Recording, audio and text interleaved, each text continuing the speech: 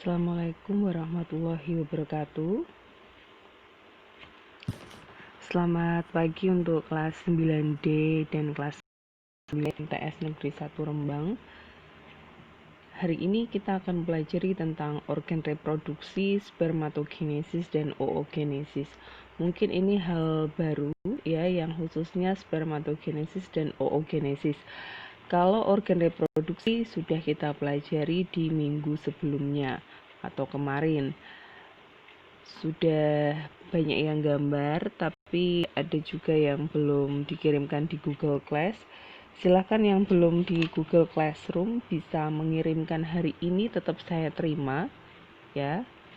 Jadi misalkan yang kemarin belum punya kuota, sampai seminggu masih baru punya kuota, bisa tetap dikirim ya. Yang penting ada konfirmasi. Jangan lupa sebelum lanjut video ini kalian harus sudah absen, atau kalau sudah terlanjur ya nanti absennya nanti ya setelah lihat video, setelah mengerjakan tugas atau yang saya suruh. Nah, nanti bisa absen di link yang sudah saya share di WhatsApp. Kemarin sudah gambar organ reproduksi ya, sistem organ reproduksi laki-laki maupun perempuan. Nah, nanti kita akan pelajari spermatogenesis dan oogenesis. Nah, kemarin banyak yang sudah gambar. Ini adalah sistem organ reproduksi laki-laki. Mungkin ya ada beberapa siswa yang salah. Jadi kemarin memang sudah ada deskripsi dari beberapa bagian atau beberapa fungsi organ reproduksi. Ketika kamu membaca fungsinya dan berdasarkan cirinya, kamu bisa menyebutkan beberapa bagian-bagian ini. Nah, tetapi ternyata masih banyak yang keliru. Mungkin ada yang terbalik antara uretra sama testis, skrotum sama penis. Jadi ada yang salah menuliskan ya. Nah, ini perhatikan, kita review dari pembelajaran minggu kemarin. Nanti buka bukunya sambil dilihat penjelasan saya. Mungkin jawaban kalian ada yang salah karena belum selesai saya cek semua, belum saya kembalikan di Google Class, belum saya nilai semua ya. Kita bahas dulu. Nah, silahkan perhatikan. Nah, kemarin ada bagian yang paling luar. Jadi organ reproduksi laki-laki itu ada yang termasuk organ reproduksi atau alat reproduksi luar dan alat reproduksi dalam. Alat reproduksi luar itu adalah penis ya. Nah, saya lingkari penis sama skrotum. Nah, penis sama skrotum adalah alat reproduksi luar. Jadi jika nanti ada pertanyaan organ reproduksi yang termasuk alat reproduksi luar dari laki-laki adalah, berarti jawabannya adalah penis dan skrotum. Ingat, setiap penjelasan yang saya audiokan sekarang itu nanti bisa jadi jawaban pertanyaan-pertanyaan yang saya ajukan. Silahkan bisa dicatat atau ditulis di note-nya, di HP-nya, atau dimanapun terserah kalian. Yang penting kalian ingat dan paham, bisa dipelajari kembali. Ini yang pertama ya. Yang pertama di sini adalah skrotum, meskipun di sini D. Itu ada skrotum. Skrotum adalah lapisan terluar. Nah, kemarin sudah ada fungsinya semua. Jadi dia itu bagiannya seperti kantong yang di dalamnya terdapat testis. Jadi skrotum itu kulit terluar. Nah, makanya karena dia terluar, fungsinya itu untuk menjaga suhu dari testis. Nah, di skrotum, ini ya skrotum. Kemudian ada lagi penis. Nah, penis itu bagian luar organ reproduksi laki-laki yang berfungsi sebagai saluran kencing atau urin dan saluran sperma. Itu nanti yang paling luar ya. Nah, luar penis dan skrotum. Saya lanjut. Nah, di dalam skrotum itu ada yang namanya testis. Nah, ini testis. Nah, testis itu sendiri fungsinya untuk memproduksi sperma dan hormon testosteron. Nah, sperma itu kan sel kelamin dari pria. Nah, ini bagian penting juga. Jadi semuanya memang bagian penting. Di testis ya, yang pada umumnya secara normal testis testis laki-laki itu ada 2. Nah, itu adalah tempat produksi sperma dan hormon testosteron. Kemudian setelah dari luar skrotum, testis, kemudian masuk lagi yaitu adalah bagian dari epididymis. Nah, ini epididymis yang bentuknya seperti tanda koma ya, koma itu gini, koma kebalik. Nah, itu ukurannya bisa kurang lebih 4 cm, itu tempat penyimpanan sperma sementara. Jadi ketika di testis itu sudah pembentukan, kemudian tempat penyimpanan sperma sementara itu ada di epididymis. Nah, setelah di epididymis, kemudian ada saluran panjang dari epididymis. Ini kan epididymis ya. Oke. Ini epididymis. Kemudian saluran memanjang ini itu namanya adalah vas deferens. Nah, bisa saja kemarin salah ya, bisa ditulis lagi, itu vas deferens. Nah, kemudian di vas deferens ada lagi, nah, kemudian jalan. Nah, di sini ada yang namanya vesicula seminalis. Ini vesicula seminalis. Oke, biar kelihatan jelas. Ini ya, setelah tadi ini vas deferens, maka menuju ke vesicula seminalis. Nah, itu berfungsi menghasilkan zat-zat yang diperlukan untuk perkembangan sperma. Nah, jadi di dalamnya vesicula seminalis itu dia akan menghasilkan zat-zat untuk berkembangnya sperma. Nah, setelah itu kemudian melewati, dia akan menuju yang warnanya ungu itu ya, ungu. Nah, ini digambarkan secara ungu, ini yang kecil-kecil, ini yang jalur seperti jalan ini ya. Nah, itu namanya adalah uretra. Nah, sebelum di uretra kita harus tahu di sini juga ada kelenjar prostat, itu yang kemarin bentuknya seperti kue donat ya. Jelasnya seperti kue donat, itu menghasilkan cairan yang bersifat asam. Nah, sedangkan kalau yang kecil ini, nah itu yang berbentuk seperti kacang yang terletak di bawah kelenjar prostat ya. Jadi habis yang besar itu adalah kelenjar prostat. Yang ingat-ingat seperti kue donat, prostat, donat. Nah, itu ingatnya lebih mudah seperti itu. Kemudian kalau kelenjar Cooper atau bulboretra itu adalah di bawahnya kelenjar prostat, itu fungsinya untuk menghasilkan lendir yang bersifat basa. Nah, nanti asam basa itu maksudnya fungsinya untuk apa? Nah, nanti kita pelajari di bagian berikutnya atau di minggu berikutnya. Nah, itu pasti hubungannya adalah sama pembentukan sperma. Nah, sperma itu berarti asam basanya juga harus normal ya. Jadi itu dipengaruhi oleh kelenjar prostat sama kelenjar Cooper. Nah, jadi kalian pasti pernah mendengar, oh orang itu kena penyakit prostat. Nah, orang itu kena penyakit asam urat. Nah, itu apa hubungannya sama-sama prostat, urat? Nah, apakah beda, apakah sama? Nanti bisa kita pelajari di bagian berikutnya. Oke ya.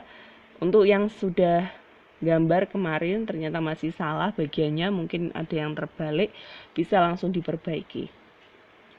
Nah, kemudian bagian berikutnya kita akan mempelajari tentang organ sistem reproduksi pada perempuan.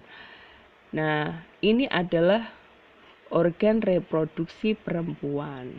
Nah, jadi organ reproduksi perempuan itu kan ada yang dari luar sampai dalam.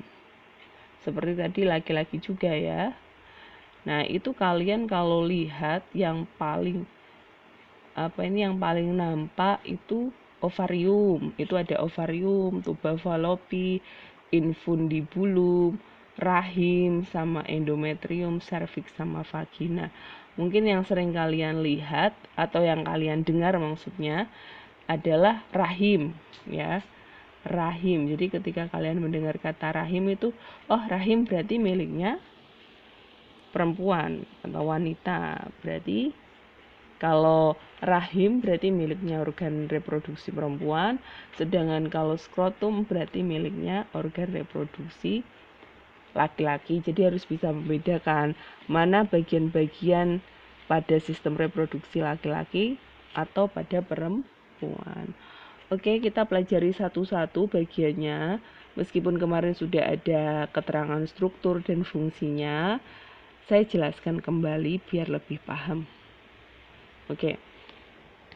Yang pertama kita lihat di sini ada ovarium. Nah, ada 2 ovarium. Secara umumnya ada 2. Bu, ada nggak wanita yang ovariumnya cuma 1? Ada. Ada nggak yang mungkin nggak punya ovarium? Bisa saja bisa ya, tapi ini memang itu kan semua kehendak Allah. Nah, ovarium itu juga bisa rusak ya, atau bisa tersumbat. Nah, ini nanti bisa mengalami kesulitan hamil atau kesulitan menstruasi, nanti bisa ya. Nah, maka kita mempelajari organ reproduksi ini biar paham dan bisa menjaga kesehatan alat atau alat reproduksi kita masing-masing. Nah, yang pertama itu ovarium. Ovarium itu bentuknya seperti telur. Nah, berjumlah 2, itu tadi ada ya, ada yang kanan dan kiri. Nah, di kanan dan kirinya rahim. Itu berfungsi untuk menghasilkan sel telur atau ovum. Nah, sel telur itu nanti yang dihasilkan di sini ketika matang, dia akan berjalan. Kemudian dia ketika bertemu dengan sel sperma, maka akan berkembang, bisa saja tidak berkembang.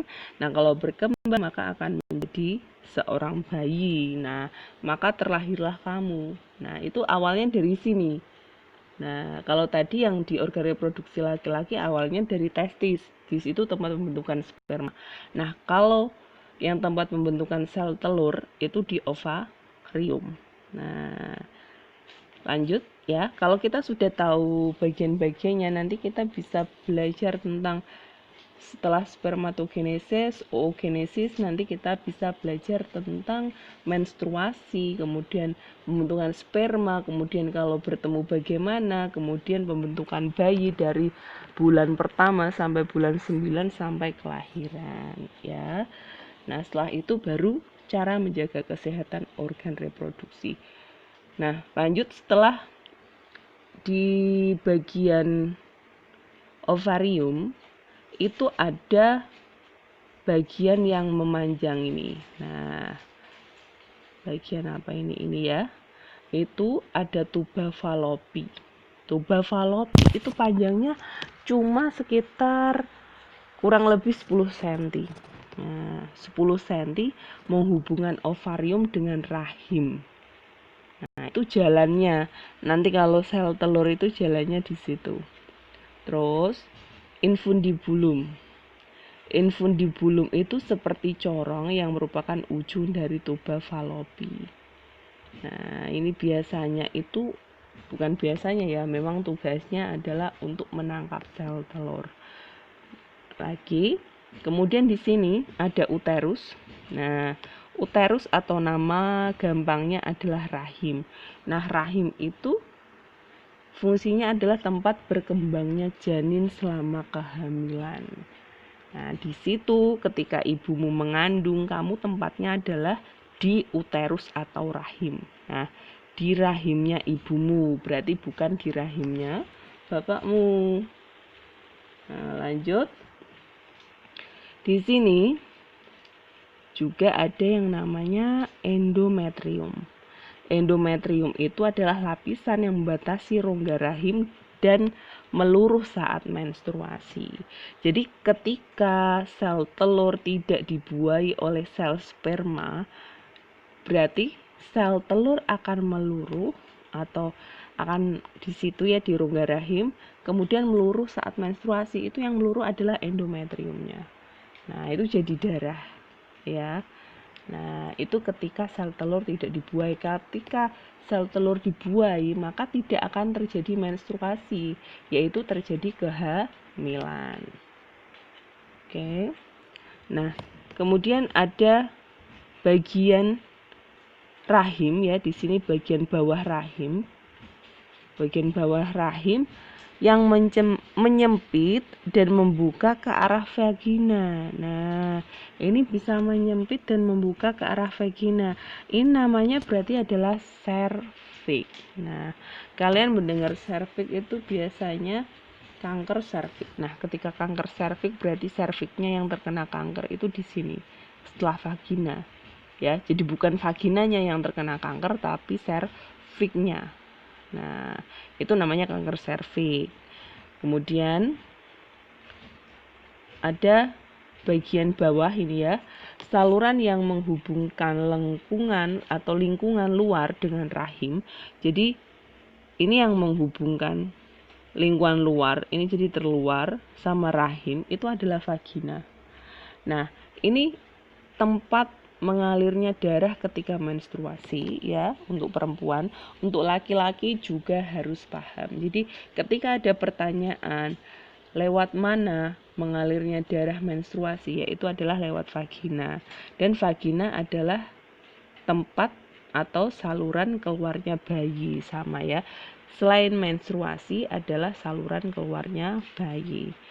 Nah, saya lanjut. Kemudian tadi ada yang tertinggal. Di sini ada yang berjumbai-jumbai, itu namanya adalah, nah saya hapus ya biar kelihatan. Jadi ini yang berjumbai-jumbai itu namanya adalah fimbrae. Nah, kelihatan ya, FIMBRAE. Itu fungsinya menangkap sel telur. Kalau tadi infundibulumnya, kalau infundibulumnya sendiri itu corong dan merupakan ujung dari tuba Fallopi. Nah, kemudian kalau yang berjumbai-jumbai itu namanya adalah fimbrae. Itu untuk menangkap sel telur. Paham? Nah, itu tadi bagian-bagian dari organ reproduksi laki-laki dan perempuan. Nah, lanjut. Nah, ini sekarang yang kita pelajari adalah spermatogenesis. Nah, apa itu spermatogenesis? Nah, proses ini ya, proses pembentukan sperma itu disebut spermatogenesis. Pembentukan sel sperma itu terjadi di tubulus seminiferus. Nah, lihat. Jadi di testis. Kemudian saluran berikutnya epididymis. Di testis terjadi pembentukan sperma. Kemudian di epididymis adalah tempat penyimpanan sementara atau pematangan. Kemudian ada bagian yang namanya tubulus seminiferus. Ketika tubulus seminiferus itu diiris melintang, jadi ketika di percobaan diiris melintang atau pakai program ya, itu akan nampak. Jadi irisan melintang akan nampak prosesnya. Nah, ini yang besarnya, ini prosesnya spermatogenesis, dari spermatogenium sampai jadi spermatozoa atau sel sperma. Nah, jadi ketika ditanya tempat yang paling dalam sebagai pembentukan sperma adalah tubulus seminiferus. Tulisannya tubulus seminiferus. Nah, kumpulan tubulus itu sebenarnya struktur yang membentuk testis. Jadi makanya testis itu disebut tempat pembentukan sperma, karena tubulus seminiferus itu akan membentuk testis. Nah, pada pembentukan sperma, sel induk sperma atau yang namanya spermatogenium yang bersifat diploid itu kan kemarin 2N, mengalami pembelahan secara mitosis, akan menjadi apa itu? spermatosit primer. Setelah spermatosit primer akan mengalami meiosis 1 menjadi spermatosit sekunder, kemudian meiosis 2 menjadi spermatid. Nah, kalau sudah meiosis ya, awalnya kan tadi mitosis. Kalau mitosis kan 2N jadi 2N. Ketika meiosis, ketika 2N akan jadi NN. Kemudian meiosis 2 jadi NN. Nah, ini menjadi satu-satu semua. Nah, yang terakhir akan menjadi spermatozoa. Jumlahnya berapa? 4. Nah, spermatozoa yang matang. Nah, itu adalah proses pembentukan sperma atau yang disebut spermatogenesis ya, spermatogenesis. Jadi yang kalian harus hafalkan adalah urutannya, yaitu spermatogenium, spermatosit primer, spermatosit sekunder, spermatid sampai spermatozoa. Kemudian kita lanjut. Kalau terlalu cepat bisa itu ya, sambil diulang-ulang lagi boleh. Nah, itu ada gambar. Gambar apa ini? Nah, itu gambar ovarium. Nah, kenapa gambarnya ovarium, nggak bagian uterus atau bagian infundibulum atau bagian serviks? Nah, kita karena tujuannya itu organ reproduksi, membahas keturunan. Tadi kan sel sperma di testis, di tubulus seminiferus. Nah, sekarang berarti oogenesis. Nah, apa itu oogenesis? Yaitu adalah proses pembentukan sel kelamin perempuan, yaitu sel telur atau ovum yang terjadi di organ yang disebut ovarium. Nah, oke, intinya, saya balik lagi ya. Nah, intinya adalah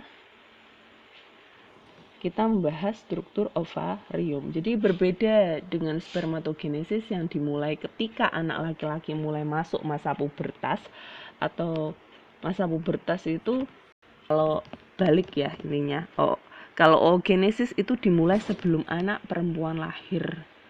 Nah, jadi sebelum anak perempuan lahir itu, ketika di dalam kandungan itu sudah terjadi oogenesis. Jadi kalau ditanya, pada saat baru lahir anak perempuan itu sudah memiliki bakal sel ovum atau sel primordial. Jadi intinya wanita itu sudah ada takdirnya, laki-laki pun juga. Tapi intinya ovumnya jumlahnya itu sudah ada sebelum dia dilahirkan. Nah, sebanyak 200.000 sampai 2 juta. Namun sekitar 40.000 saja yang tersisa saat anak perempuan itu masuk masa pubertas. Nah, jadi ketika perempuan itu sudah mau balik ya, kalau bahasanya balik itu, atau masa pubertas ketika sudah mulai menstruasi pertama, itu yang tadi awalnya 200.000 sampai 2 juta, kemudian itu hanya yang bisa matang itu 400. Nah, 400. Jadi bayangannya gini, kalau sebulan itu yang luruh 1, setahun berapa? Setahun berarti 12. Nah, berarti kalau bertahun-tahun itu sudah luruh itu nanti tinggal berapa. Makanya nanti batas orang melahirkan, orang hamil itu ada batasnya ya. Jadi semakin kamu nanti, semakin lama kamu tidak prosesnya, nanti bisa sel telurmu itu nanti yang matang tinggal sedikit. Jadi memang harus diperhitungkan ya. Satu sel telur yang matang diovulasikan, dikeluarkan dari ovarium selama siklus reproduksi atau siklus menstruasi perempuan. Nah, itu lihat di gambarnya. Jadi tadi sudah saya jelaskan ya, oogenesis itu pembentukan sel kelamin perempuan. Nah, itu ada bagian-bagian. Nah, di situ ada ovarium. Nah, ovarium. Oke, balik lagi. Nah, di ovarium itu ada corpus luteum. Nah, kemudian ada folikel primordial. Nah, itu adalah prosesnya folikel primer, sekunder, itu ada pembuluh darah ya. Nah, sampai folikel matang. Jadi, ketika kamu lihat ovarium, jadi ada yang folikel berukuran kecil dengan calon bakal sel telur di dalamnya, atau folikel primordial. Jadi di dalam ovarium itu ada folikel, di dalamnya lagi ada folikel primordial. Folikel dan bakal sel telur tersebut berkembang menjadi folikel primer, kemudian jadi folikel sekunder, akhirnya jadi folikel matang. Selama folikel berkembang, sel primordial akan membelah secara mitosis, membentuk oogenium dan sel induk telur yang bersifat diploid. Jadi intinya hasilnya adalah diploid. Kalau spermatogenesis, spermatozoanya itu bersifat haploid. Nah, kemudian itu masih sampai sama ya, jadi belum berhenti ketika oogenium dan sel induk telur itu bersifat diploid akan berkembang lagi jadi oosit primer. Ini lanjut ya. Oke. Nah, ketika sampai ke oogenium itu, jadi ini terjadi pada anak perempuan masih dalam kandungan. Jadi oogenium, mitosis, oosit primer. Sampai oosit primer itu masih 2N atau diploid, kemudian berkembang atau membelah secara meiosis 1. Nah, terbagi jadi ini ya. Nah, saya cek 1. Nah, ini oosit sekunder. Kemudian membelah lagi meiosis 2. Ini jadi polosit badan polar. Nah, meiosis 2 itu akan ootit. Kemudian berkembang lagi jadi ovum. Nah, ovum ini juga haploid.